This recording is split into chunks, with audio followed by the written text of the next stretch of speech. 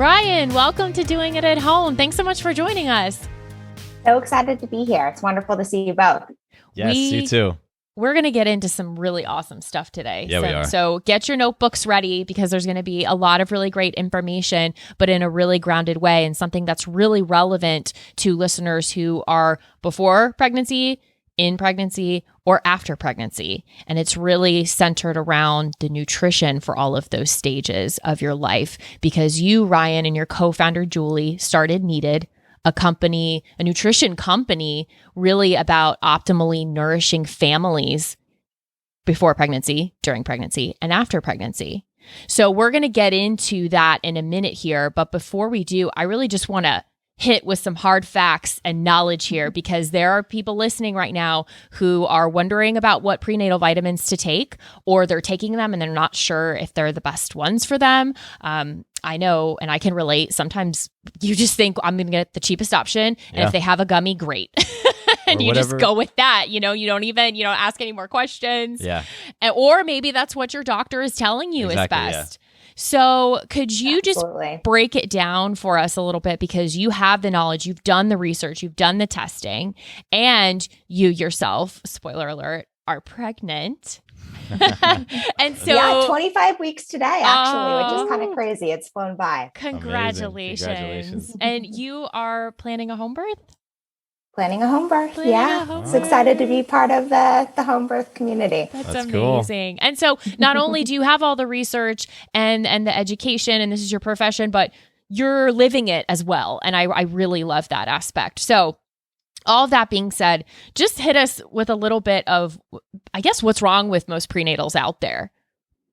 Totally. Yeah. So I think what we were shocked to find is that the research suggested that despite 97% of women in the US taking a prenatal while they were pregnant, 95% of them were nutrient deficient.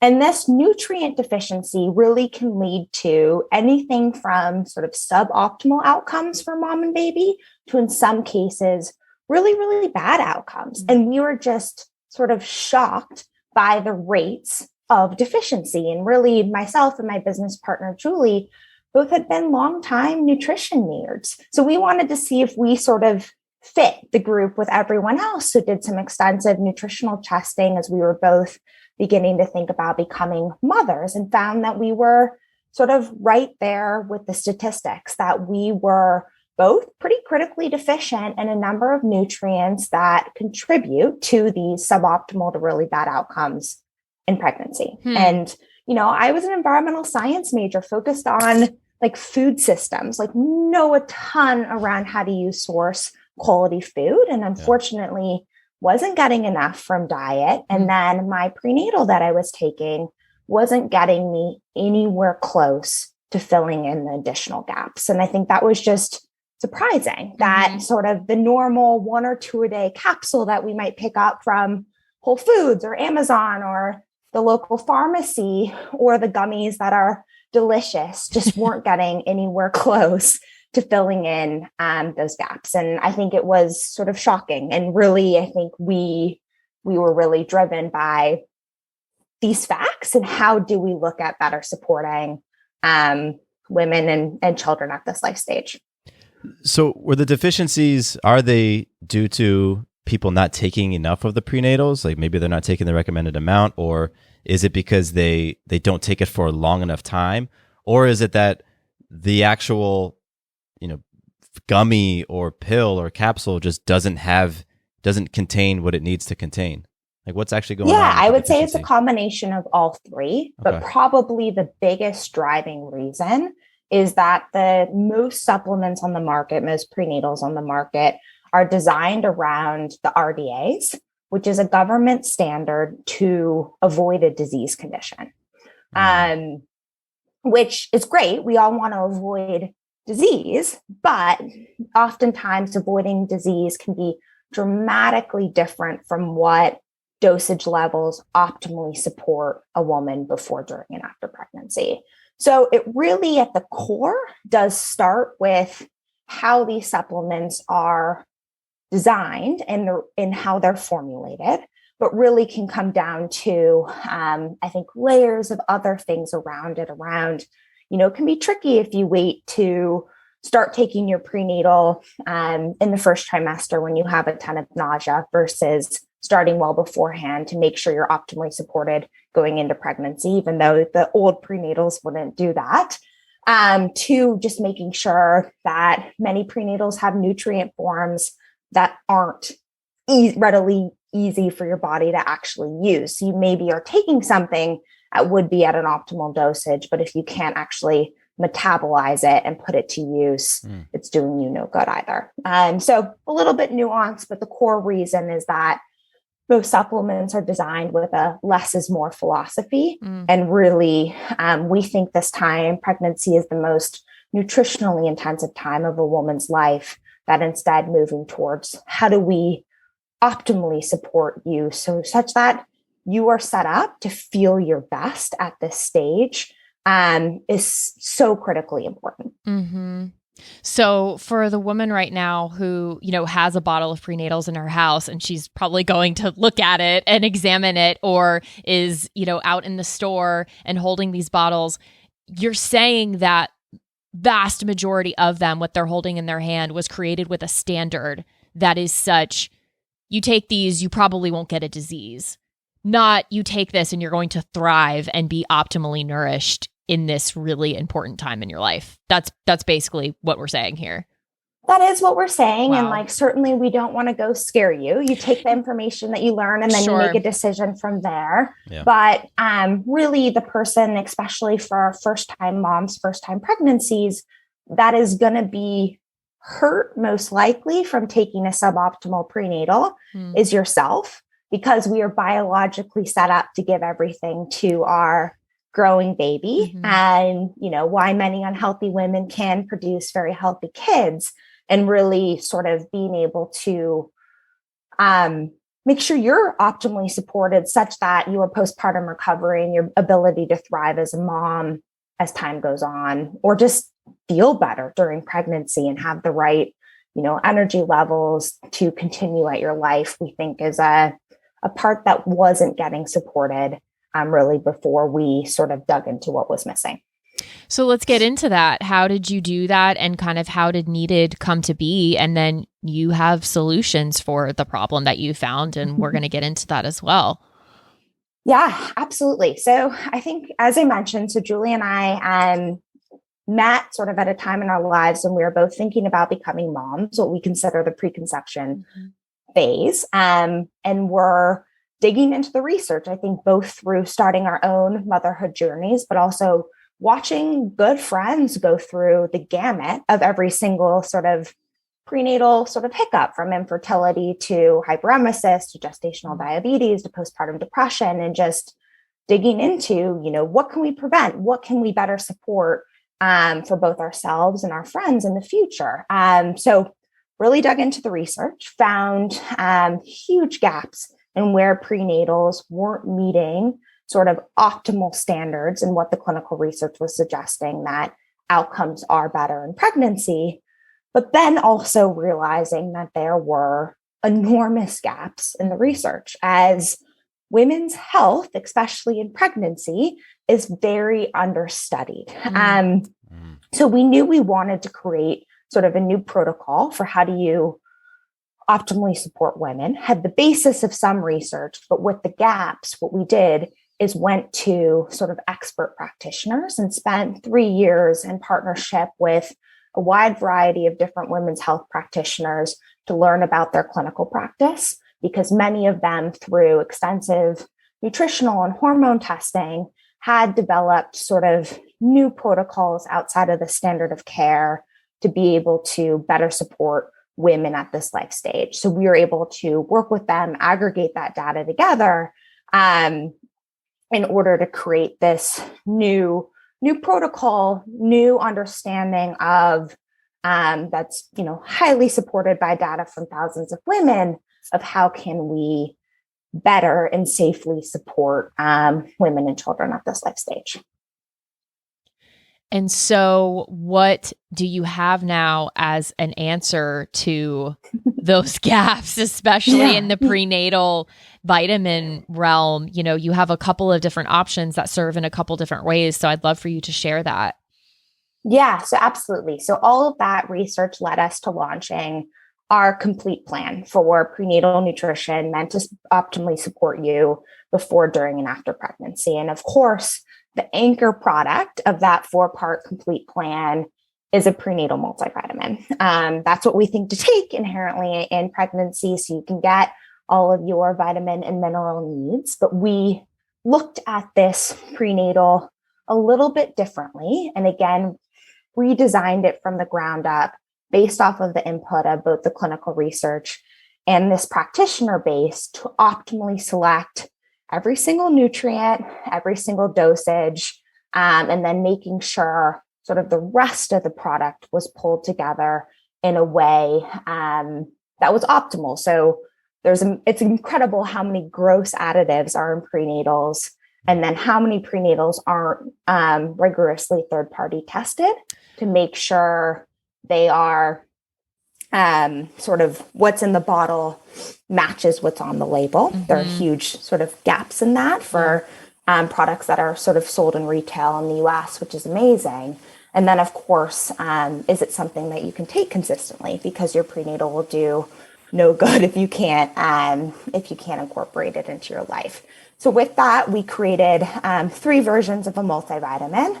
A powder, which is our most complete offering, because powder just gives you the volume to be able to dose high enough, because a lot of the nutrients that are lacking in the 1 or 2 a day options are very bulky. So you just physically can't fit them in there. And powder gives that vehicle to fit them and be able to fully dose optimally, but then also to give an alternative from kind of capsules such that you can take it in a delicious smoothie or mix it into oatmeal, which is a nice alternative in terms of making it easier for women to take. And then we also have 2 capsule versions. So an 8 capsule complete prenatal that is a favorite product for many. Again, it's a little bit less nutritionally supportive than the powder, because the powder would take closer to 13 to 15 capsules, but a very supportive option, and 8 being something that most women find manageable to split between 2 meals or 3 meals or do it all at once. And then we did just launch an essentials 3 capsule version when really, in the height of nausea or anything else, taking more than 1 pill per meal just really isn't an option. So excited to have those 3 as a basis, all designed with the philosophy around, for the first 2, optimal nutrient forms at optimal dosages, and then for the essentials, optimal nutrient forms at supportive dosages that are most important to be there in the first trimester. And do you find that some women will choose to mix them up, like if you want a smoothie just a couple of days a week, and so you put the powder in there, and then the other days you do the capsules? Like that's what I could see myself doing, because I love me some smoothies, but maybe not every single day. And so then it'd be great to have the capsules for those days.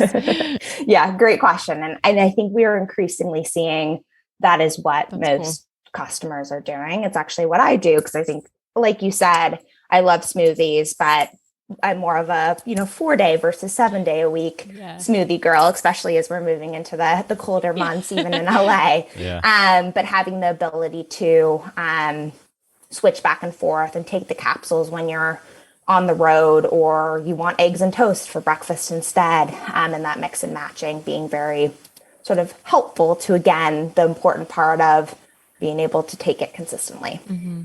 One of the things you said a couple minutes ago, you talked about the additives in some of the other prenatals. I'm curious to hear, why are there additives in there? And then that piqued my interest in terms of your products, because without those additives, it sounds like they're cleaner. Is that the word that you would use? Our products are extraordinarily clean. We tried to really remove all of those gross, yucky additives. And you'll look at the label and find that they're incredibly clean. Why the additives are there to begin with? I think, truthfully, it's a combination of cost, that they're cheap versus some of the cleaner ingredients that you can use instead, and secondarily for manufacturing ease. that a lot of additives are added as kind of fillers and flow agents to make sure it's easier for the capsule to actually get packed into the powder to actually get packed into a tiny little capsule. Okay. And I think there just historically hasn't been as much pressure on companies to sort of clean up labels as we are now seeing, I think, across the consumer products industry. But what's, I think, amazing and what I find shocking is probably the worst prenatals, the worst offenders in terms of poor nutrient forms.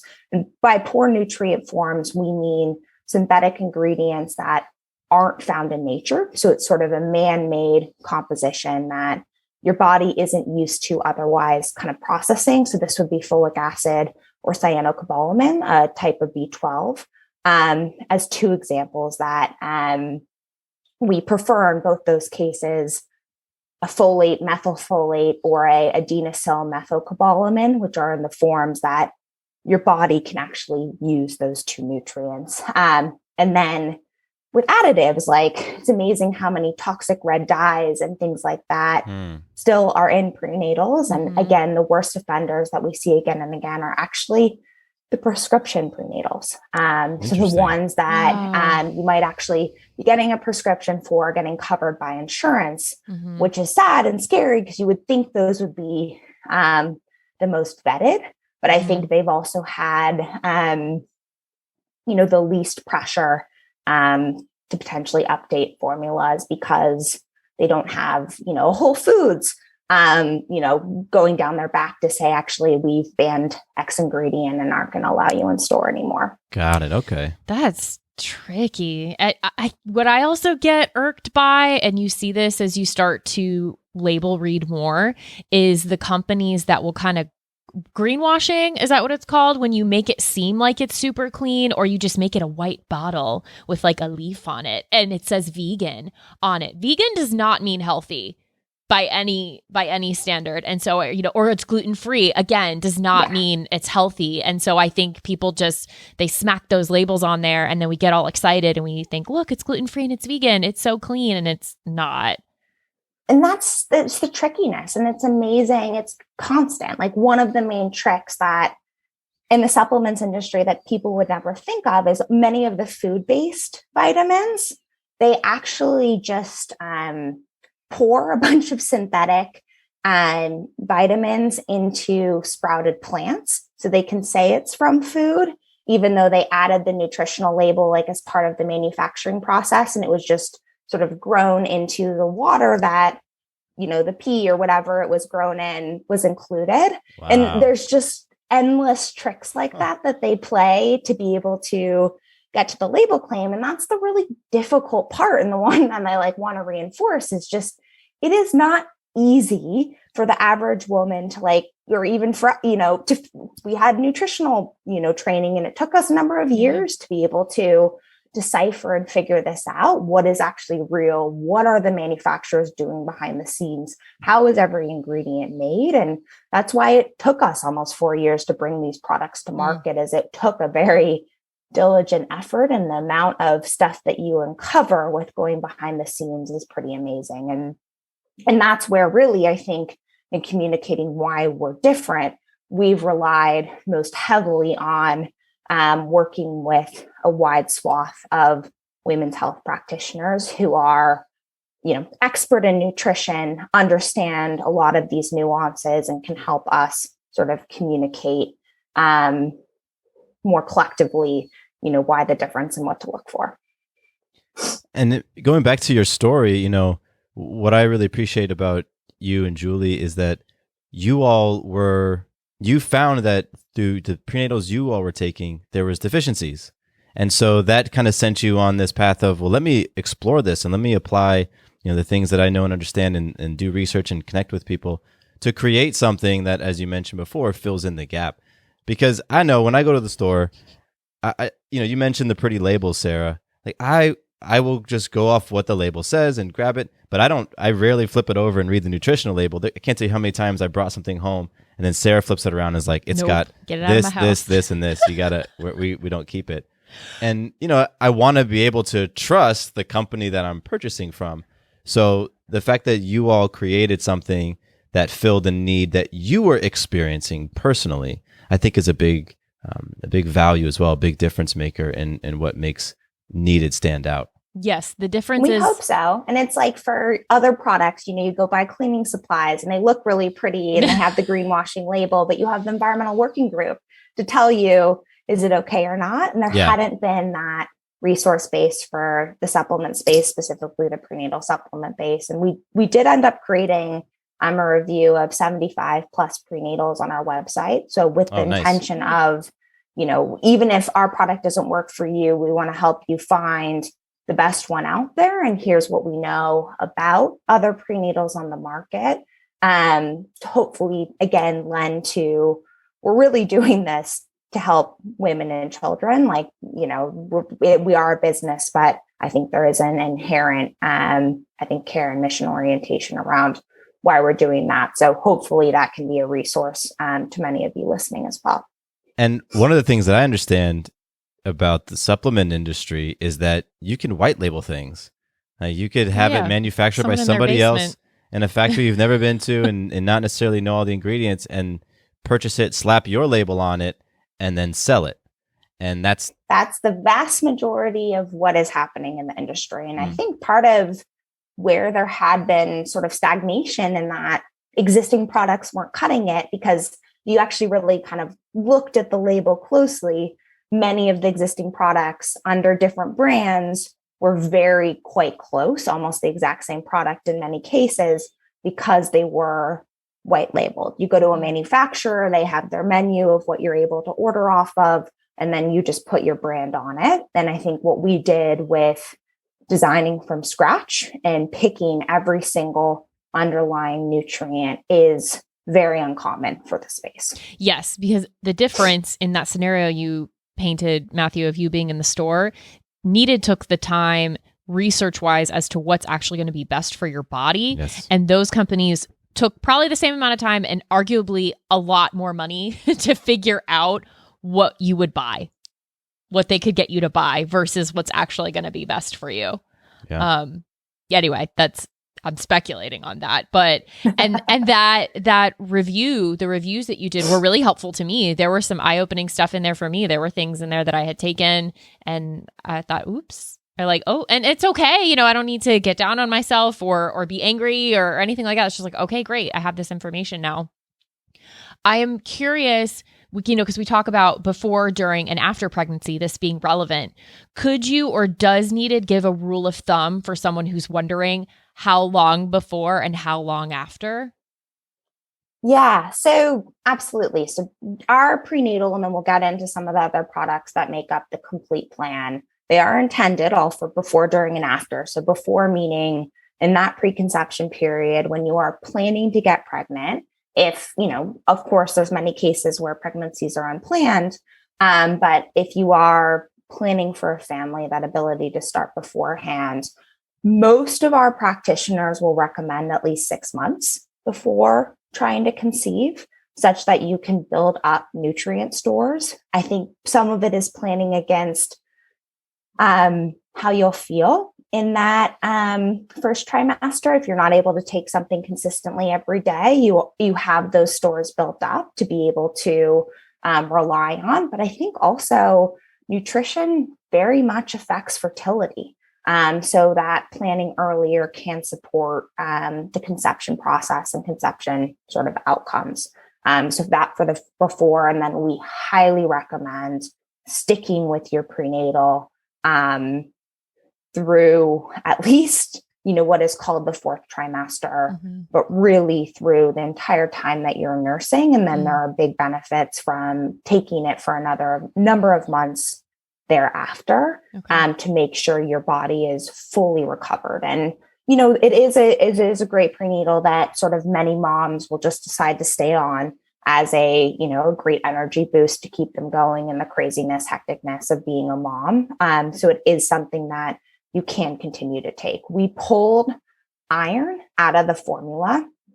Iron is usually one of the main ingredients where you can't take a prenatal at all stages because you don't there's extra iron in order to support blood volume, baby's development, et cetera, et cetera. We removed iron because iron is something that needs do vary sort of dramatically by life stage and by individual. So, and most women are able to get their ferritin levels, their iron levels tested by their doctor to be able to dose appropriately. But because of that, it is a great product for all stages. And then we would just recommend postpartum adding some extra vitamin D on top of your prenatal multi. Okay. There's 4,000 IU vitamin D in the prenatal multi. This is a studied dose that really has kind of in the clinical research shown there's better outcomes for mom and baby at 4,000 IU. Some will need more depending on, diet, geography, et cetera, during pregnancy, but 4,000 IU is a great baseline. But then there's a bunch of research sort of showing that sort of 6,000 IU or above is optimal postpartum while nursing. So we sell a separate topper to add more vitamin D on top of it. Okay. So let's get into a couple of the other nutrients, other things to focus on in addition to a multi that you all address as well. Absolutely. So basically in looking at optimal, looking at the research, working with our practitioner base, we found that sort of vitamins and minerals that you typically see in a prenatal multivitamin weren't alone in everything that you need to actually optimally support women at this life stage. So we created 3 other products as part of our complete plan to give you that kind of comprehensive baseline nourishment. So the other 3 products include an omega-3, DHA plus EPA, a collagen protein, and a pre and probiotic. And I'll quickly run through the highlights of each. Omega-3, many of you have likely heard of it. DHA, fatty acid, really core reason is supports babies' brain development. DHA builds the cells of baby's brain. We like EPA being there as well because it supports hormone balance in mom. And then EPA also works synergistically with DHA to actually make sure DHA crosses the placenta to be able to get to baby, which is important in terms of how, nutrients, how they work together in nature is very important in informing design. And DHA, EPA, you mostly hear about getting these from fish. Ours is sourced from algae. Fish actually don't make DHA and EPA themselves. They just bioaccumulate it from algae in their diet. So wanted to go direct to the source and then have found that algae is a cleaner alternative in terms of heavy metal accumulation than most fish oils out there. And then again, the DHA and EPA versus ALA, which is the plant-based form of omega-3, is very important during pregnancy because our ability to convert ALA into the usable form that baby needs is very inefficient. And omega-3 is one of the nutrients that we see the widest, one of the widest deficiencies in pregnancy, and has some of the largest body of research around where omega-3, deficiency can drive suboptimal outcomes, including a pretty extensive kind of Cochrane review, which is a very prominent research organization about the linkages between low omega-3 DHA rates and preterm births. And then collagen protein. Protein is something that our understanding of what a woman needs during pregnancy, I think, has been most recently updated in terms of now we understand that you need almost your body weight in grams of protein versus we used to think sort of dosages were around that, but sort of your body weight throughout pregnancy in grams of protein is where some of the most recent studies are landing to support optimal outcomes for mom and baby. And we found collagen is a very easy way to be able to add additional protein into the diet. It's neutral tasting. So I throw it into oatmeal, throw it into pasta sauce, throw it into hummus. on top of smoothies and some of the other ways. And then collagen is also particularly important because some of the underlying amino acids aren't readily available in other protein sources that we eat, like glycine and proline, that are particularly important for pregnancy, building placenta, immune health, etc. I think it's fantastic to that you have a collagen protein, and you mentioned that it's pretty tasteless, because I imagine there's people who are listening thinking, that's a decent amount of protein that I need to take my body weight in grams. And then I know for me, I think of your traditional protein scoops, and I haven't found one that doesn't taste kind of harsh. Like you can tell that it's protein, and that might be a bit much to be having several smoothies like that or whatever. But it's great that you all have something that you can just throw in. You mentioned pasta sauce, coffees. And we've done it. Yeah, and we've done it. I remember you used to put it in your coffee, and to have something that's pretty neutral tasting is fantastic. Yeah, I think having that and the versatility, certainly. Yeah. And, before pregnancy, most women ate on average of between like 50 and 70 grams of protein. So having to kind of, in many cases, double that or more, is not easy. Yeah. Undertaking. Well, and being pregnant too, you think, how many more hard-boiled eggs and chicken breasts can I eat? Like I can't do it anymore. Totally. Oh. And then, I think the last product, maybe my favorite, is a pre-probiotic. So we know the maternal microbiome is incredibly important, both for pregnancy outcomes, how mom feels through pregnancy, but also mom gives her microbiome to baby. This starts in utero. We used to think the uterus was a sterile environment.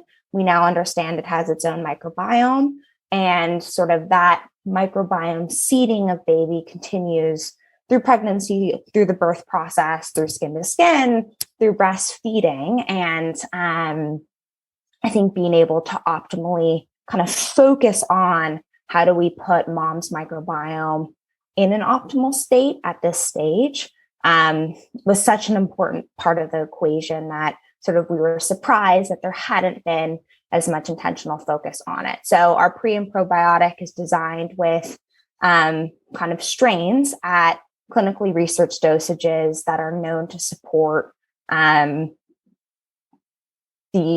kind of positive pregnancy and birth outcomes and baby development outcomes for mom and baby. So very targeted to this life stage. And then also has some prebiotics that are the food for some strains that we can't yet supplement with. Love it. Well, you it keeps going because you have also addressed the fellas, the men folk, because they're a big part of the equation in creating a baby and fertility. And so sperm health is something that came into our awareness very recently in our lives. I mean, after having a baby. Yeah. I mean, I learned more about it. I was never taught anything about sperm health really in school or any of those, sex ed classes that we do. I hadn't really heard much about sperm health. And so I'm very excited to hear a little bit more about what you all have, because this is an area that, as somebody who does pay attention to my health, is very intentional about what I eat and what I put in my body, to know that there are things that I can take that can impact, specifically or designed to impact the health of my sperm. It's got, it has me interested for sure. Yeah, it's an interesting kind of conundrum in that, like, I think the importance of male fertility and sperm health as part of pregnancy and conception outcomes, in some cases, I think colloquially, is very not understood, not known, not well spoken about. But then in other cases, the body of research around how sperm quality can be improved is pretty substantial. I think a lot of that because it's easier to study sperm than it is egg health or some of the, the changes throughout pregnancy. So it is a funny conundrum, but what we do know now, and what we're increasingly, I think, being able to collectively understand, is that men optimally would have nutritional support while trying to conceive as well. That men really should be taking a prenatal too. And up to 40% of infertility or recurrent pregnancy loss is actually male factor driven, which is something that I think many had no idea about. Yeah, you never hear about that. And a woman might be trying to continuously do everything to sort of improve herself without ever sort of really looking to her partner and what can he do. Yeah. So with Sperm Health, we are really looking to improve kind of sperm parameters around count, motility, morphology, and really the sperm's microbiome itself, because sperm actually have their own microbiome, which I think really affects the three sort of things I said before, sort of size, shape, and how well they move to be able to find an egg. And we now understand that nutrition and environment dramatically impact those sperm quality factors. What's amazing is that sperm regenerates about every 90 days. So you have the ability to kind of change, remove environmental toxins and add beneficial nutrients to really impact sperm quality over a 90-day period, which is, I think, incredibly empowering for folks to realize that, change can happen that quickly. Pretty quick. Yeah. So with that, we really designed, we wanted to support our men too. So like our female complete plan, we designed a complete plan for men that includes 3 products, a men's multivitamin that, like our female line, includes optimally dosed and optimal nutrient forms for men at this life stage, an omega-3, like what we talked about on the female side, very similar product, EPA, DHA, and also includes choline and some really potent antioxidants, which are known to work well with EPA and DHA together. And then a pre-probiotic that is specifically designed to support male fertility and sperm quality. And again, all of these products are really sort of intended and designed for starting, preconception, at least 3 months, that 90-day window before trying to conceive. Certainly benefits from starting even earlier, but they also are something that you can continue to take throughout your dad years, because truthfully, optimal fertility is just a signal that everything else in your body is working well. So many, will promote other benefits like hair health and libido and energy and heart health, and the list goes on. That's great. So, you're in the trying to conceive stage as a man, you become pregnant, you still have a bunch of pills left in your bottles, keep taking them or hang on to them for those first couple weeks postpartum is what I'm hearing. Yeah. Get that little extra energy boost when your little one comes, for sure. That there's, it's really kind of most important to take it in the preconception period, but there's not really any reason to start because the data does suggest that, unfortunately, food is most often not giving us everything that we need to feel our absolute best. And these products are really intended to be that added layer of support to set you up to thrive where we started. Yes. Love it. And I just have to add too, with the addressing the male component, I believe it creates this really beautiful space for both parents, both soon to be parents, to be in the experience together, and to own it together. And I feel like it could just really increase your intimacy, your conversations, your closeness, your commitment to the process and the experience of creating a baby, that you're in it together. I really like that piece of it. Absolutely. And I think that ability to have the conversation sooner, because certainly, as a company, we are most focused on nutrition, but really we're talking about how do we optimally nourish families, and nutrition is just one part of the equation. I think the ability to start those connective conversations, how do you share the load, et cetera, with your partner as soon as possible, I think all adds to that that sentiment of how do we feel supported? How do we feel nourished? And I love that you provide so much education as well. You really serve your community so much. You have the products, all these different options, all these variations in which you can jump in. But by just being a part of the needed community, I've been aware of you all for a while and we've connected a number of times. So to just check out all the other things that you do, you put out on your website, you put out on social media, it's really, you're covering a lot of bases and you're really becoming this pillar of health and wellness in general for families. And so I really appreciate that. I am wondering. Thank you. And I think we're really doing this. We want to change sort of the standard of care, that don't think the standard of care is supporting families optimally right now. And I think it takes a long time for, systems to change, for research to change, how kind of large organizations operate and how the government sort of moves standards, but a collective voice of more educated, moms and dads and consumers it's so powerful, I think, in moving the needle forward and making sure many more sort of families are able to get kind of the best support that works for them. And education is critical to that. Mm-hmm.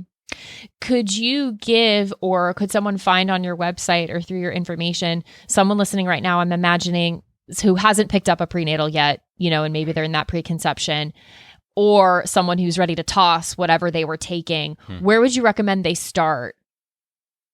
Yeah. So basically it might be helpful to go to that review guide that I had suggested before. If you email us or DM us, our Instagram's @needed, or email us at hello@thisisneeded, we can send you the link. You can also find it on the blogs by searching prenatal review.